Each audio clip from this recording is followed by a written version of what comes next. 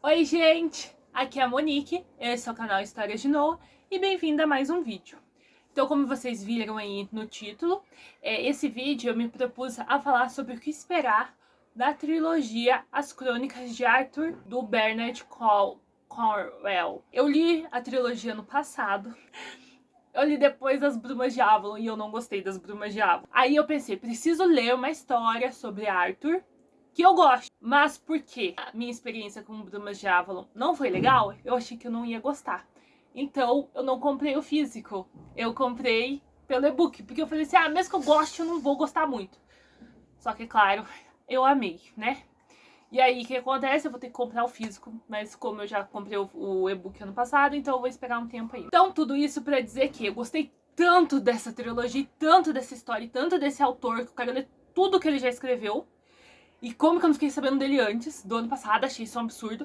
Eu resolvi falar sobre o que esperar nessa trilogia. Diferenças, personalidade, o que vai ser tratado aqui, qual parte dessa lenda que vai ter nessa história.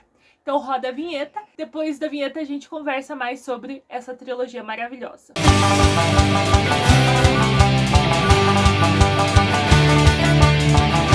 Acho que a maioria das pessoas já sabe, né? As Crônicas de Arthur vai falar sobre o rei Arthur, só que vai ser narrado pelo Derfel.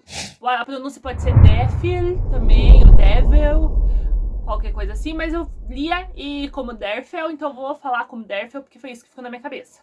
Ele vai estar velho e ele é um soldado barra ex-amigo do rei Arthur, que aqui não vai ser rei, mas do Arthur, né? E ele tá já velho, morando nesse mosteiro, se converteu ao cristianismo e é um padre lá. E ele tá escrevendo a história de Arthur, só que ele, como o Samson, que é o bispo que comanda ali o mosteiro, ele é contra Arthur, porque ele era um rei pagão. Ele finge que tá traduzindo a Bíblia para o saxão.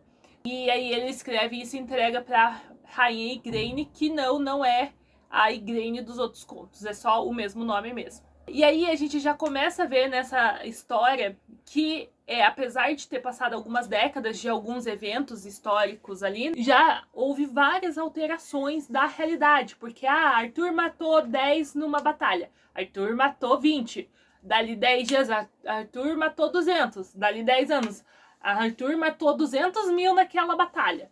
E aí é engraçado isso, porque ele tá escrevendo essa história, e aí a rainha Igraine, que é jovem ali, deve ter uns 20 e poucos anos na época, pega e fala, mas eu ouvi essa história de outra forma. Essa história não tá certa, porque do jeito que eu vi era muito mais legal. Daí ele fala, do jeito que você ouviu não era verdade. E aí essas partes são muito engraçadas. Me irritou um pouco, porque eu não sabia quem era Derf, ele não tinha aparecido nos outros contos de Arthur que eu já tinha lido, então eu não tava afim de saber da história dele. Até eu me apegar a esse personagem, deu um tempo. Então ali, a partir do segundo livro, principalmente, me apeguei bastante a ele, então eu já queria saber qual que ia ser a história da vida dele, então de boa. O que demora, né? As pessoas largam muito no primeiro livro, por quê? O Arthur mesmo só vai aparecer ali depois da página 100. Demora pra ele aparecer. Por quê? Porque tá contando essa história, né? O Derfel tá contando, então ele vai começar do início, né? Quando ele ouviu falar primeiro de Arthur. E aí, Arthur é filho de Uther, só que ele é filho bastardo. E o filho que assumiu o trono morre, e o Uther culpa Arthur pela morte desse filho. O próximo que vai assumir é o bebê, que vai passar o parto já no início dessa história, que é o Mordred. Então Mordred, ele sempre é o vilão ali, o inimigo de Arthur. Então quando ele nasce, você já sabe. Você não sabe como, você não sabe quando, mas você sabe que vai ter uma hora que eles vão se enfrentar numa batalha. Até lá, porque como o Mordred tá nascendo ainda nesse livro, o Arthur vai ser o protetor dele. O Uther já morre também no início, então essas primeiras 100 páginas vai ser contado o nascimento de Mordred e como ele vai ser protegido durante esse início de vida. Já que o Uther logo morre, ele é a próxima pessoa na ascensão do trono, então quem matar ele assume o reino. Esse início ele é um pouco demorado, mas depois eu embarquei legal na história e achei muito incrível. Eu acho que uma boa dica gente, eu, né, sou dessas.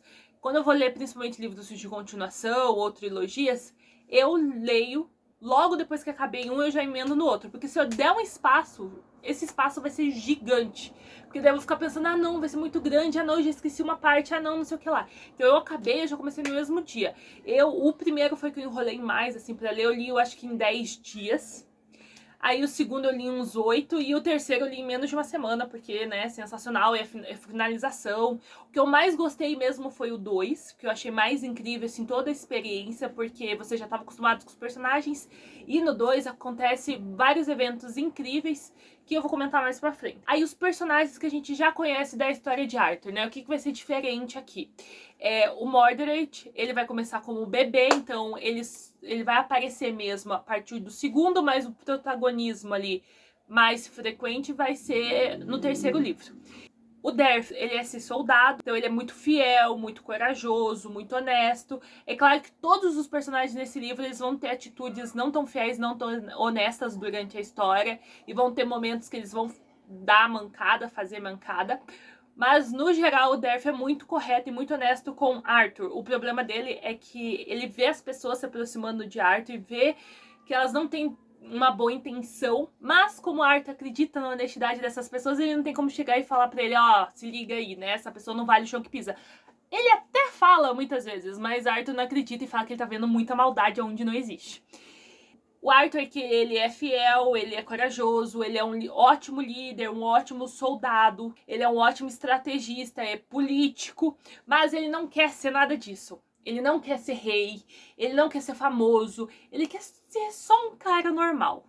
E aí isso que dá um pouco de encheção de saco, porque na verdade é assim, ele quer e não quer. Ele quer ser um ótimo soldado, ele quer ser reconhecido pelo trabalho dele, mas ele não quer as coisas negativas que vêm por causa disso. É tipo atores famosos que não têm privacidade pra sair na rua, muita fofoca sobre a vida deles, mas ainda assim decidiram ser atores. É mais ou menos isso. E aí ele vai encontrar a Guinevere aqui, né, nessa história, já no 1, vai demorar um pouquinho, mas é no 1 que eles se encontram, e vão se apaixonar, e vão casar e tudo. Só que a Guinevere aqui, ela é extremamente ambiciosa, e ela é extremamente corajosa, então ela vai fazer de tudo pra chegar no poder. Ela é filha de um rei, do Pelennor, e ele perdeu o reinado, então ela é uma princesa pobre, né, que não vale nada, na verdade, e ela vai fazer de tudo pra conseguir o que ela quer, e o que ela quer é mandar. Como a história se passa nessa época que as mulheres não mandavam, então o que ela quer é um rei que ela possa comandar por trás o reino. E aí vai ser interessante ver como essa relação, né, entre uma pessoa extremamente ambiciosa, que é a Guinevere, e entre a Arthur, que não quer nada disso, vai se desenvolver, e as tretas que essas personalidades extremamente diferentes desses dois personagens vão gerar durante a história. Que é muito diferente ali das Brumas de Avalon, né? Porque, na verdade, o Arthur e a Guinevere lá são extremamente fracos, extremamente mimados, extremamente crianças, principalmente nos 2 primeiros livros, né? Que, na verdade, eles são crianças ainda.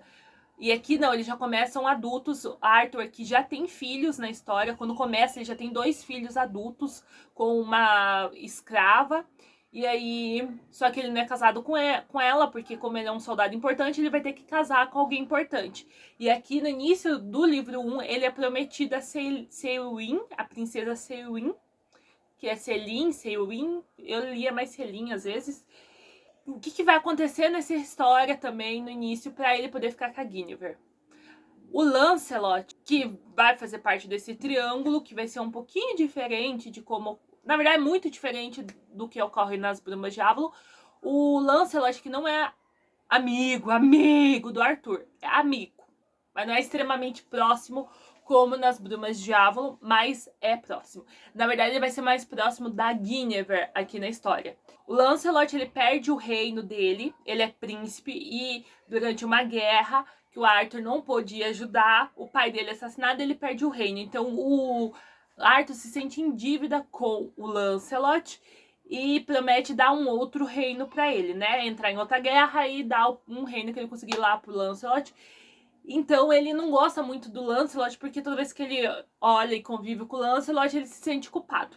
O Lancelot aqui é extremamente covarde e ele não entra em nenhuma luta, e ele paga os bardos para fazer canções de como ele foi herói em batalhas. Então, basicamente, aqui, o Derfel conta que ele só ficou sendo um guerreiro famoso porque ele era príncipe e tinha dinheiro pra pagar para as pessoas contarem as histórias das lutas que ele nunca entrou. Qual que é a verdade? O que aconteceu, o que as pessoas contam? Na verdade, se você contar uma mentira 3 vezes, ela se torna verdade, né? Porque vai se espalhar a mentira. E Derfel odeia Lancelot aqui, então basicamente é muito difícil a gente gostar do personagem, já que o narrador odeia ele, faz questão de salientar todos os defeitos de Lancelot. E Lancelot aqui, ele é bem estrategista, bem fura-olho e duas caras nessa história. Ele também é muito ambicioso, por isso que ele vai se aproximar de Guinevere aqui na história. Os dois são extremamente ambiciosos e eles querem comandar tudo. A Cewin, que eu comentei, ela não é uma personagem que aparece nos outros livros, né, essa princesa, mas nos outros livros não sei, né, dos que eu li das Crônicas de Arthur, ela não aparece, mas aqui ela vai ser uma personagem extremamente importante para essa trilogia. Ela vai aparecer mais, ela aparece já no primeiro livro, mas ela vai voltar a aparecer, e aí vai se tornar uma personagem importante para a história a partir do segundo livro, e no terceiro livro também. Então, daí ela vai ter mais protagonismo nessa história. E ela vai fazer essa contraposição com a Guinevere, né? Porque ela vai ser extremamente corajosa, só que ela vai buscar uma coragem diferente da Guinevere. Ela vai buscar a coragem de seguir os próprios sonhos, as próprias vontades, mas sem prejudicar... Não, na verdade ela acaba prejudicando algumas pessoas. Ela não tem a ambição de governo que a Guinevere tem. E ela quer ter uma família, ela quer ter um marido, ela quer ter filhos. Na verdade, ela quer só o sonho de ser uma pessoa normal, igual o Arthur, né? Porque são essas pessoas que não podem casar com as pessoas que elas querem. Elas têm que casar por interesse, né? A favor dos interesses do reino. O sonho da vida deles é poder ter essa vida normal com as pessoas que elas curtem, sem pensar em guerra, sem pensar em morte, sem pensar em reino, em politicagem. E daí vai ter essa contraposição, né, das pessoas normais que querem casar por dinheiro para ter um reino, para ter um castelo, e as pessoas que têm tudo isso e olham para isso e falam, não, eu quero uma vida normal. Tem muito essa contraposição na história. O Merlin, como o Merlin aparece aqui? O Merlin, ele é um druida, ele é muito comediante, ele vai demorar para aparecer. Ele vai aparecer ainda depois do Arthur, quase no finalzinho do primeiro livro, que ele realmente vai aparecer, e ele vai aparecer mais no segundo e no final do terceiro. Aqui não tem a feitiçaria que tem em Brumas de Avalon e nas outras histórias. Mas são religiões pagãs. As religiões que, para quem já leu a Bíblia, já aparecem lá. Então essas religiões, não é que elas fazem feitiçaria, elas fazem rituais religiosos, e esses rituais, normalmente com as pessoas bêbadas ou drogadas, parece que é uma feitiçaria, mas na verdade são rituais. São rituais usando muito sangue e sacrifício, que já é comum no cristianismo. Você sacrificar um animal e aí a vida dele traz alguma coisa para você. No caso, te salva do pecado, no Antigo Testamento, e depois tem ali Jesus que faz o sacrifício de sangue na cruz para nos salvar dos nossos pecados. Então, todas essas religiões antigas envolviam sangue, sacrifício e morte. Só que as religiões pagãs, elas faziam isso com pessoas. Elas sacrificavam pessoas, sacrificavam escravos, sacrificavam bebês, crianças. E aí, para conseguir o objetivo, o pedido delas, as necessidades delas com os deuses. Então isso vai ter uma certa influência na história, né? Mas a gente vai perceber o quê? Que todas as religiões, desde das várias pagãs como dos cristãos aqui, as pessoas vão usar a religião para alcançar o objetivo delas. Então, o que eu quero, Guinevere? Eu quero ser poderosa, eu quero mandar em tudo, mas eu sou mulher. Então eu vou seguir a deusa Isis, porque ela é a deusa mulher, que fala que as mulheres mandam, né, que a terra é feminina e tudo, então quem comanda, né, o principal é a deusa, e depois vem o deus, né, que é o Osíris. Então é essa deusa que eu vou seguir. O Derfel, ele é soldado, então ele vai seguir o deus dos soldados, que para você seguir esse deus, você vai ter que participar de um ritual, que é uma luta e uma perseguição para provar sua coragem e sua força. O Merlin, qual que é o objetivo do Merlin na história? Ele quer que a Bretanha seja grande de volta. E o que é essa Bretanha ser grande de volta? Ele quer acabar com o cristianismo, basicamente. Ele não quer que existam cristãos na Bretanha. Ele vai fazer de tudo para conseguir esse objetivo. A Nimue também depois com o desenrolar da personalidade, né, que é a Vivienne. Aqui a gente vai acompanhar a Nimue desde jovem.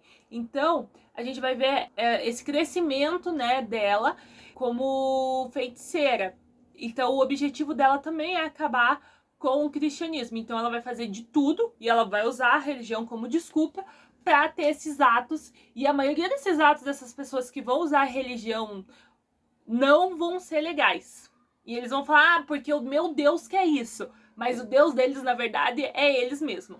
Então a gente vai ter que o bispo Samson, que é o mais, né, engraçado de toda a história, porque ele vai aparecendo constantemente, fazendo vários acordos durante a história para se manter no poder. E basicamente isso, ele fala, Deus quer, mas na verdade não é Deus que quer, é ele que quer arrecadar dinheiro, ele que quer ter poder, até porque se o cristianismo entra de vez na Bretanha, os mais poderosos vão ser os sacerdotes e os bispos. No caso, ele vai ter esse poder, já que ele percebe que como bispo ele já tem essa influência com os seus fiéis. E a gente vai ver esses personagens usando a influência deles pela religião para conduzir os desejos deles. A Nimue, aqui, que é a Vivienne, ela vai ter esse crescimento durante a história. E no 1, ela vai passar por 3 desafios, que para quem quiser vai ter que ler, para se tornar uma maga de verdade. Uma feiticeira de verdade. Para ser do alto escalão, para ter um grande poder. E no início da história a gente fala que o Derfel nos conta que a Morgana ela não sobreviveu, ela não resistiu, ela não passou já na primeira prova. E vão ser provas extremamente cruéis, que a Nimue vai ter que sobreviver aqui na história. Então a gente vai ter essa personagem que no início ali é bem doce, e aí ao percorrer dessas provas ela vai se tornar uma personagem muito fria, muito amarga e depois muito vingativa. Desde o primeiro e do segundo ela é serva de Merlin, né? Ela é amante de Merlin também. E aí a gente vai ter ela crescendo com o passar dos anos, até que no 3 ela faz essa ruptura com Merlin. Tipo assim, agora eu já sou maior, melhor e cheguei a um nível que você nunca chegará. E aí ela se sobrepõe ao Merlin mesmo, e é muito legal você ver a construção dessa personagem, que deixa de ser uma cobaia ali do Merlin, uma simples serva, uma simples amante, porque desde o início a gente vê que ele não tem muito apreço realmente por ela, é só mais um peão no jogo dele. E aí a gente consegue ver como ela deixa de ser um peão para ser a rainha. No livro 2, a gente vai ter toda uma construção ali das guerras, porque no 1 vai ser como o Arthur vai tentar estabelecer o reino dele, né, que ele vai estar substituindo para guardar pro Mordred. E todas essas lutas em volta das pessoas que vão estar tentando matar esse príncipe que ainda é bebê. E aí no 2 vai ser o Arthur como rei interino, vai ter ali um período de paz, então vai ter essa descrição desses anos de paz até que vai chegar no momento de guerra. Como todo mundo diz, né, os livros do Bernard Cornwell tem várias descrições de lutas, eu adorei isso, principalmente porque eu achei que ficou menos violento eu imaginando do que assistindo essas cenas. Então no 1 tem essa introdução dessas várias batalhas, aí você entra ali no final do 2, nesse momento onde se ganha uma grande guerra, e aí você vai ter o estabelecimento desse reino do Arthur. E aí Arthur vai criar a Távola Redonda, que é uma tentativa dele de trazer a paz para a Bretanha. Ele tenta até fazer os reis jurarem que nunca vão entrar em guerra um contra o outro, que não vão lutar entre os irmãos, não vai ter mais guerra civil, blá, blá, blá, blá, blá, mas na verdade depois a gente percebe que é só da boca para fora, que é um questionamento que o Arthur faz muito a vida toda, porque ele faz questão de seguir todos os juramentos que ele faz durante a vida dele, principalmente o juramento de manter Mordred vivo até ele assumir o reino, e de como isso não se concretiza com as outras pessoas. As pessoas não cumprem as promessas delas. E no final do 2, que vai ter essa grande quebra desses cumprimentos de promessas todas e uma grande ruptura ali entre os personagens principais dessa história. No final do 2 você acha assim, teve uma ruptura grande ali entre 2 personagens, 3 personagens ali no máximo. Mas não, aqueles acontecimentos do 2 vai fazer todo mundo brigar no 3, porque todo mundo vai perder a confiança um no outro. E vai gerar várias mágoas, várias atitudes bem desleais mesmo, porque vai ficar todo mundo rancoroso e todo mundo muito vingativo. E aí, no início do 3, vai começar todo mundo separado, todo mundo sendo desleal com todo mundo, prejudicando o real no nível de os personagens aqui quase morrerem por causa de atitudes de outros personagens.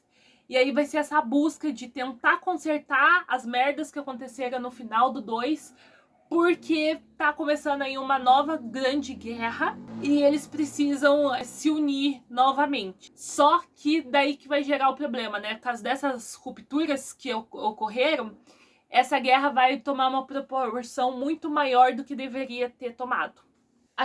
Eu achei muito legal dessa história, porque eu não esperava gostar tanto que eu não comprei o físico. O livro físico, porque eu achei que eu não ia gostar. Falei assim, vai ser uma leitura só pra me ler alguma coisa diferente. E eu amei, e eu já tá na lista pra mim começar uma outra trilogia do Bernard Cornwell. Acho mais legal quando você volta pra ler a Bíblia, principalmente ali nos livros de Samuel, Crônicas e Reis, que tem várias batalhas dessas. É muito engraçado, porque você não consegue não lembrar das cenas do Bernard Cornwell, de como é muito parecidas as descrições das guerras, dessas lutas entre as muralhas, né? De como as pessoas morriam, de como elas fugiam no meio da guerra. É legal ali que o Bernard Cornwell sempre mostra como eles tinham... no início eles se provocavam muito antes de começar a guerra, então eles xingavam o pai, periquito, papagaio, mulher... enteado do adversário, e sempre ficavam se xingando antes realmente de começar a lutar, e eles sempre demoravam muito pra efetivamente ir pra luta.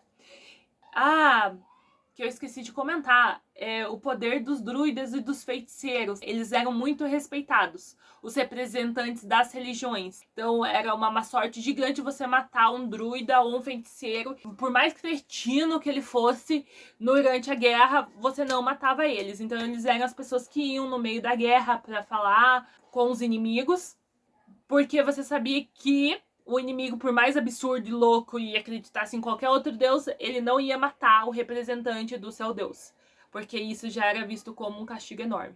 Então foi isso, gente. Eu resolvi fazer esse vídeo mesmo pra incentivar as pessoas a não desistirem no livro 1 e a emendarem logo um no outro, porque faz muito mais sentido, você não esquece, porque é muito nome, é muita cidade, é muito personagem. Foi uma experiência fantástica. Eu espero que, se você já leu, comenta aqui, leia de volta. Eu tô muito louca, tô me segurando para não ler esse ano de volta. Eu espero que vocês tenham gostado do vídeo. Essas foram as coisas que eu queria falar para incentivar vocês a realmente embarcarem nessa trilogia. Lembrem de curtir o vídeo, de seguir o canal para os próximos vídeos. Aqui a gente sempre faz vídeos sobre literatura, sobre aula de literatura, falando sobre a docência em si. Espero que vocês tenham gostado desse vídeo. E até a próxima!